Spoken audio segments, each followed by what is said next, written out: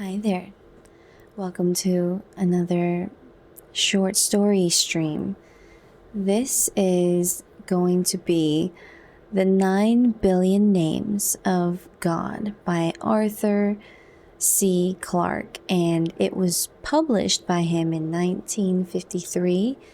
It's one of his most famous short stories. This one was published in, I believe, a magazine, and it's a good blend of science and faith, basically. I don't know much about it. I haven't read it before, so that's really the only description I can give now. But I will talk about it at the end. So if you're down for the discussion or just here for the relaxation, I appreciate it. So I'm just gonna get started.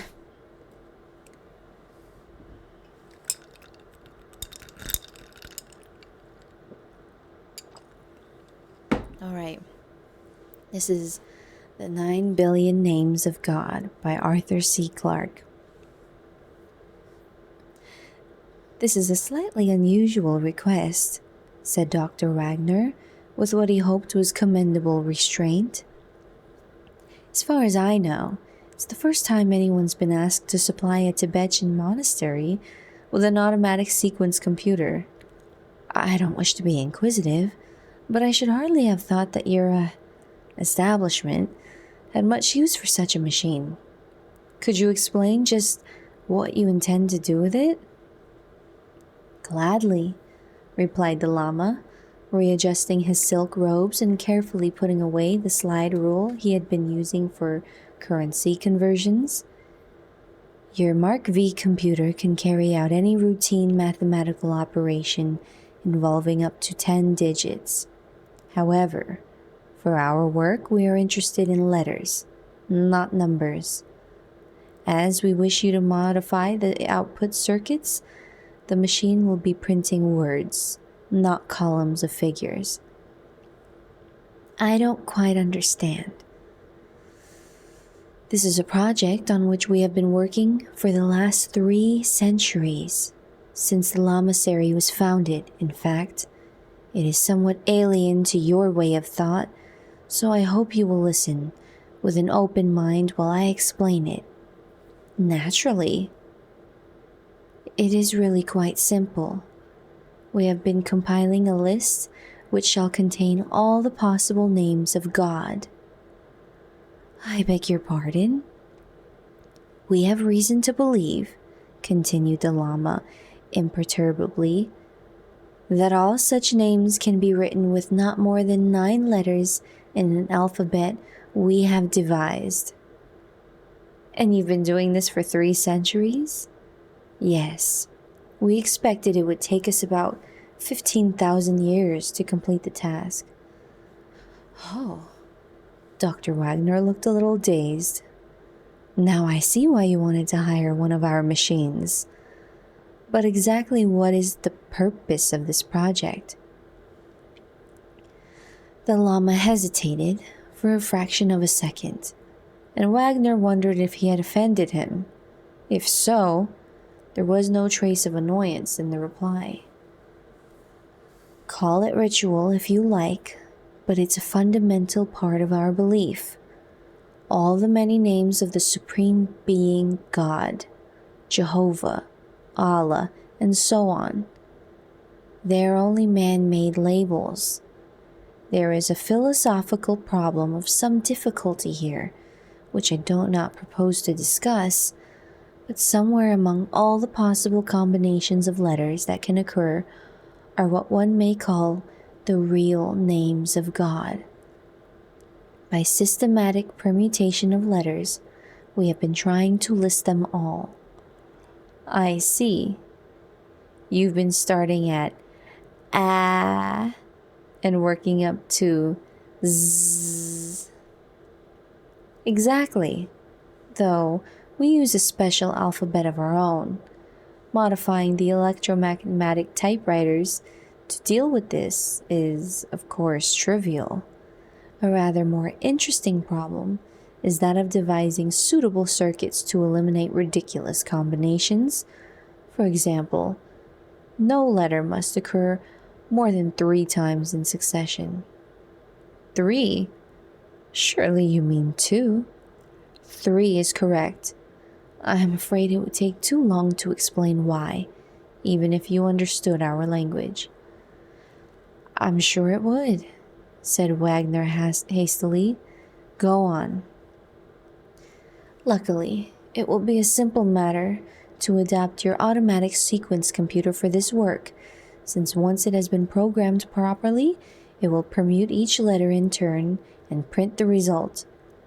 What would have taken us 15,000 years, it will be able to do in 100 days.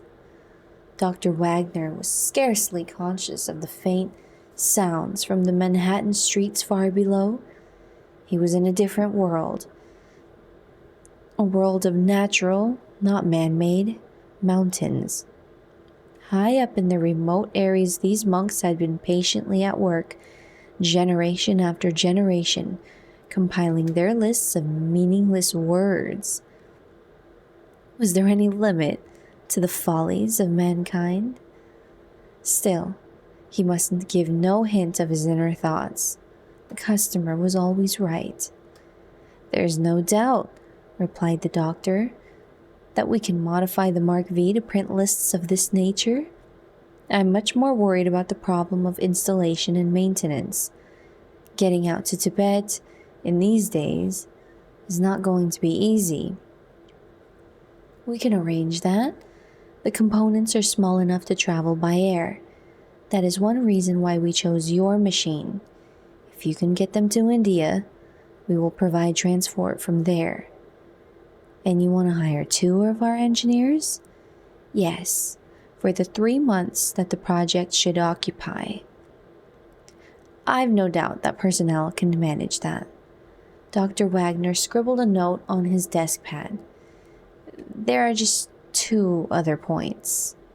Before he could finish the sentence, the Lama had produced a small slip of paper. This is my certified credit balance at the Asiatic Bank. Thank you. It appears to be, adequate. The second matter is so trivial that I hesitate to mention it, but it's surprising how often the obvious gets overlooked. What source of electrical energy have you? A diesel generator providing 50 kilowatts at 110 volts. It was installed about 5 years ago and is quite reliable. It's made life at the Lamasery much more comfortable, but of course it was really installed to provide power for the motors driving the prayer wheels. Of course, echoed Dr. Wagner. I should have thought of that. The view from the parapet was vertiginous, but in time one gets used to anything. After 3 months, George Hanley was not impressed by the 2,000-foot swoop into the abyss or the remote checkerboard of fields in the valley below. He was leaning against the wind-smoothed stones and staring morosely at the distant mountains whose names he had never bothered to discover. This, thought George, was the craziest thing that had ever happened to him. Project Shangri-La, some wit back at the labs had christened it. For weeks now, the Mark V had been churning out acres of sheets covered with gibberish. Patiently, inexorably, the computer had been rearranging letters in all their possible combinations, exhausting each class before going on to the next. As the sheets had emerged from the electromatic typewriters, the monks had carefully cut them up and pasted them into enormous books. In another week, heaven be praised, they would have finished. Just what obscure calculations had convinced the monks that they needn't bother to go on to words of 10, 20, or 100 letters, George didn't know. One of his recurring nightmares was that there would be some change of plan, and that the High Lama, whom they'd naturally call Sam Jaffe, though he didn't look a bit like him, would suddenly announce that the project would be extended to approximately AD 2060. They were quite capable of it.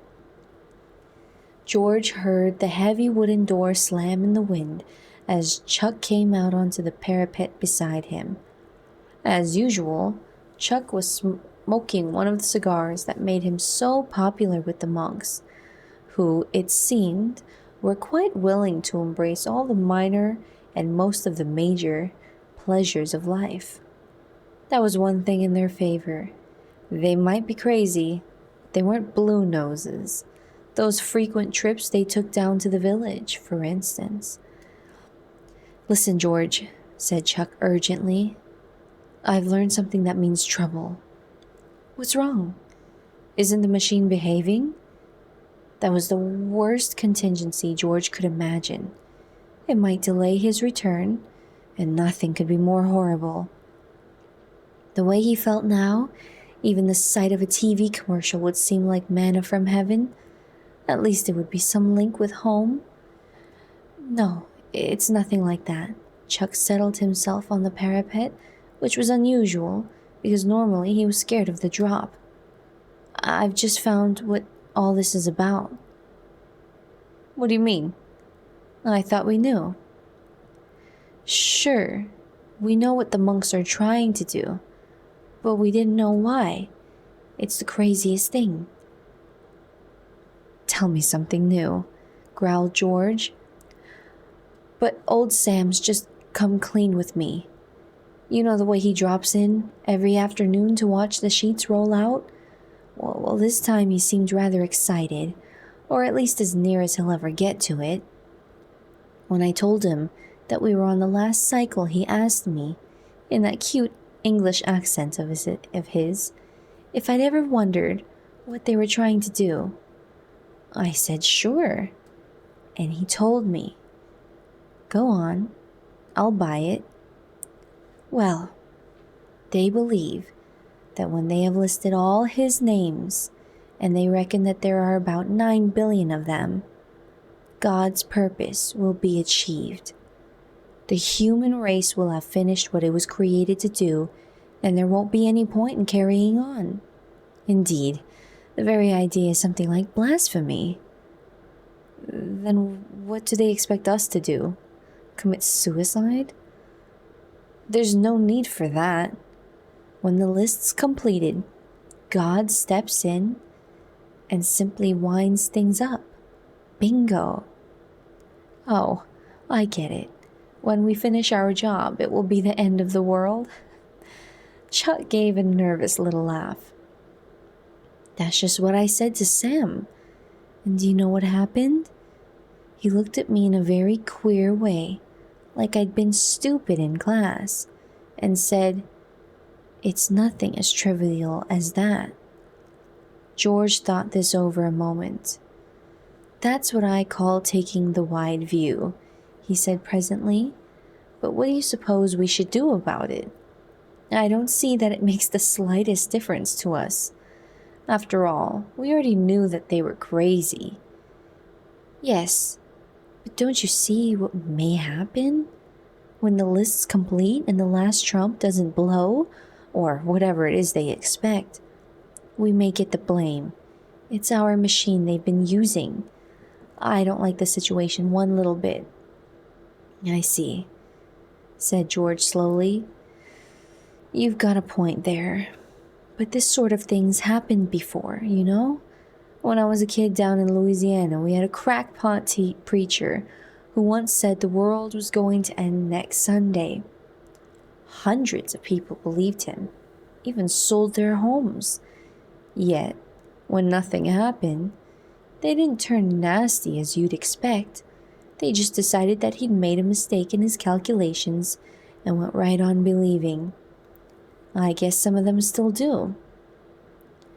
Well, this isn't Louisiana, in case you hadn't noticed.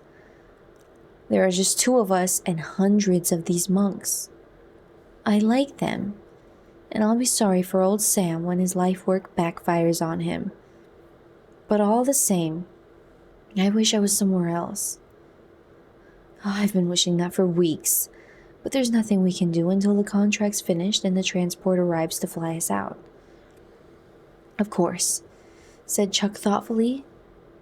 We'd always try a bit of sabotage. Like hell we could. That would make things worse. Not the way I meant. Look at it like this. The machine will finish its run 4 days from now, on the present 20 hours a day basis. The transport calls in a week. Okay. Then all we need to do is find something that needs replacing during one of the overhaul periods.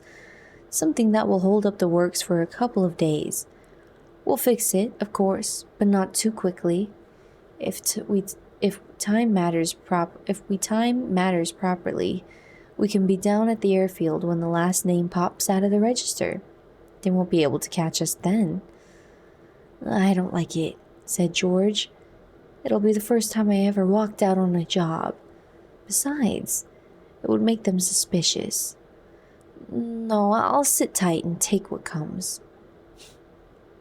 I still don't like it, he said 7 days later, as the tough little mountain ponies carried them down the winding road. And don't you think I'm running away because I'm afraid. I'm just sorry for those poor old guys up there, and I don't want to be around when they find what suckers they've been. Wonder how Sam will take it. It's funny, replied Chuck, because when I said goodbye, I got the idea he knew we were walking out on him, and that he didn't care because he knew the machine was running smoothly and that the job would soon be finished. After that, well, of course, for him, there just isn't any after that. George turned in his saddle and stared back up the mountain road. This was the last place from which one could get a clear view of the Lamasery. The squat, angular buildings were silhouetted against the afterglow of the sunset. Here and there, lights gleamed like portholes in the side of an ocean liner. Electric lights, of course, sharing the same circuit as the Mark V. How much longer would they share it? Wondered George. Would the monks smash up the computer in their rage and disappointment? Or would they just sit down quietly and begin their calculations all over again? He knew exactly what was happening up on the mountain at this very moment. The High Lama and his assistants would be sitting in their silk robes, inspecting the sheets as the junior monks carried them away from the typewriters and pasted them into the great volumes. No one would be saying anything. The only sound would be the incessant patter, the never-ending rainstorm of the keys hitting the paper, for the Mark V itself was utterly silent as it flashed through its thousands of calculations a second. 3 months of this, thought George, was enough to start anyone climbing up the wall. There she is, called Chuck, pointing down into the valley. Ain't she beautiful? She certainly was, thought George. The battered old DC-3 lay at the end of the runway like a tiny silver cross. In 2 hours, she would be bearing them away to freedom and sanity. It was a thought worth savoring like a fine liqueur. George let it roll around his mind as the pony trudged patiently down the slope. The swift night of the high Himalayas was now almost upon them. Fortunately, the road was very good, as roads went in that region, and they were both carrying torches. There was not the slightest danger, only a certain discomfort from the bitter cold. The sky overhead was perfectly clear and ablaze with the familiar, friendly stars. At least there would be no risk, thought George, of the pilot being unable to take off because of weather conditions. That had been his only remaining worry. He began to sing, but gave it up after a while. This vast arena of mountains, gleaming like whitely hooded ghosts on every side, did not encourage such ebullience. Presently, George glanced at his watch. Should be there in an hour, he called back over his shoulder to Chuck. Then, he added, in an afterthought, wonder if the computer's finished its run. It's about due now. Chuck didn't reply, so George swung around in his saddle. He could see Chuck's face, a white oval turned towards the sky.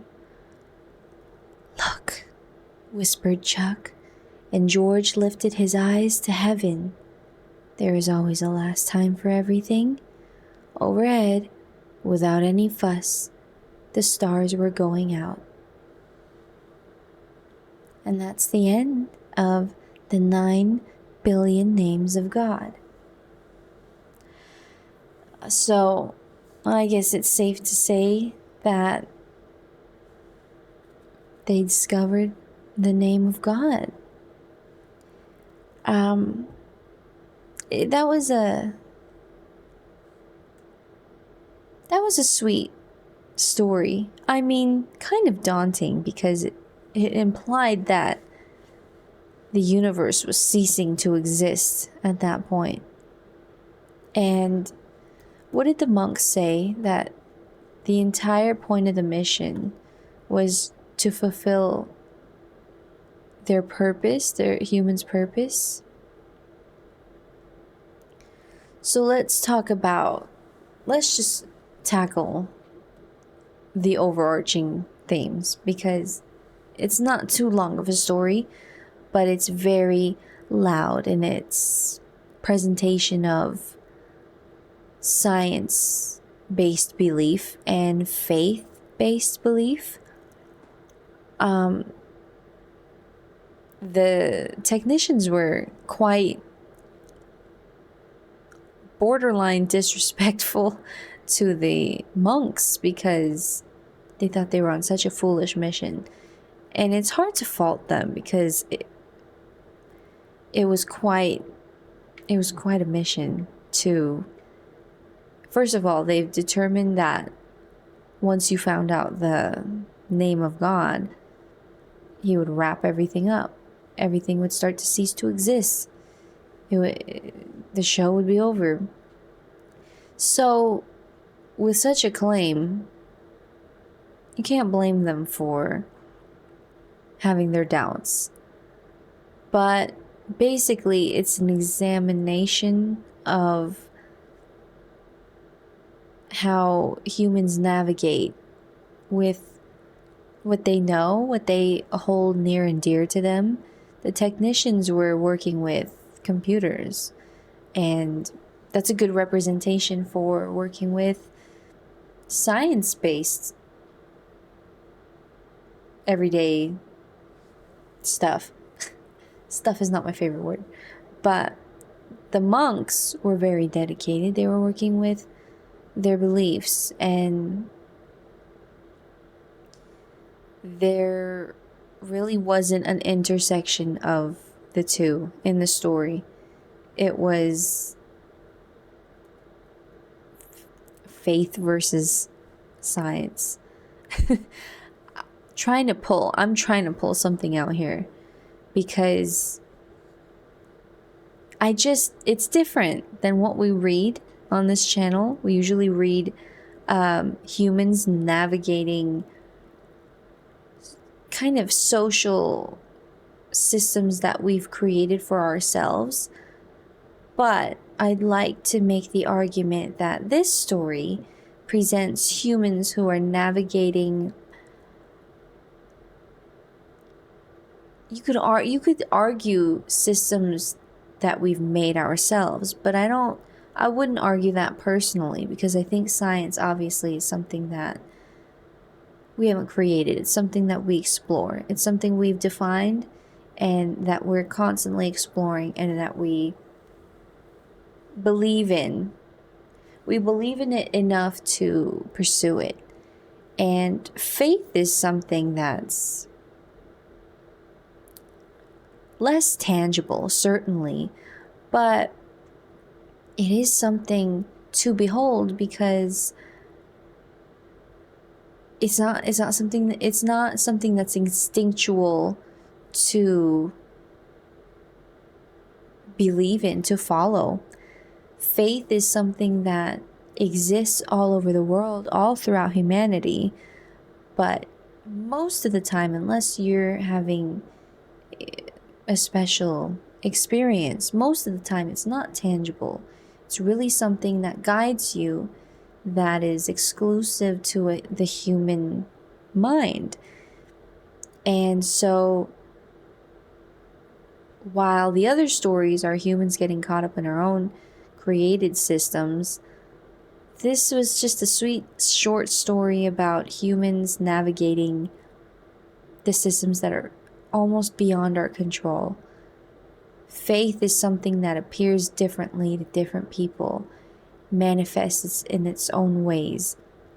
Science is something that a lot of times what we learn and discover certainly helps us, but sometimes we find out that we haven't quite got the whole picture, we haven't quite figured it out, that there's still so much work to be done in all these tiny, minute areas. So, examining the two on more of a like bringing it out and examining it on a macro level, I can see the commonalities, if you will. And so it was a very short way to enjoy both of those, kind of the pursuit of both of those. And I guess the takeaway for me from the story is that keep an open mind, maybe. Keep an open mind. Obviously, it's a fictional story, but I after reading it, I just think it's good to keep an open mind. And by the way, I want to say sorry because I'm long-winded in every single discussion I have after reading. Very long-winded, but almost every single one of these stories except for 1984 I haven't read, and I'm trying to come up I'm trying to gather my thoughts on the spot. So thank you for bearing with me. I always look forward to discussing this with people who are interested, and the best places to do so are either in the comment sections of the streams or in the Discord, or maybe even the comment sections of YouTube. But Discord, there's multiple people who are happy to discuss it too. So I like to direct anybody over there. But if you're just here for the relaxation, then I hope it was relaxing for you. So this was the end of the 9 Billion Names of God by Arthur C. Clarke, and I'm going to be moving on to 1984. So thank you for joining, thank you for watching, and I'll see you next time.